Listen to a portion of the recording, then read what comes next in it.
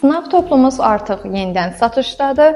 Bildiyiniz kimi sınav toplusunda 35 sınav var. Hər biri 40 sualdan ibarətdir. Nə üçün sınavları işləmək faydalıdır, onu sizə qeyd edəcəm.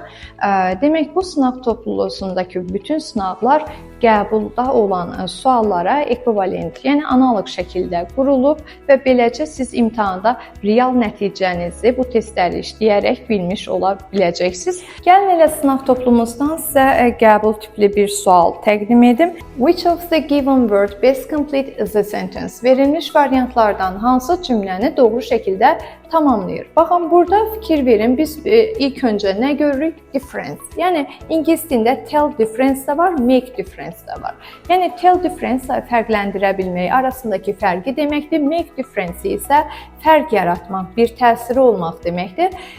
According to McLeod, most people cannot tell the difference between the usual drinking water and the treated wastewater. Əksər insanlar təmiz sudan yenidən emal olunmuş su arasındakı fərqi deyə bilmirlər. Doğru cavab qaldı B variantı.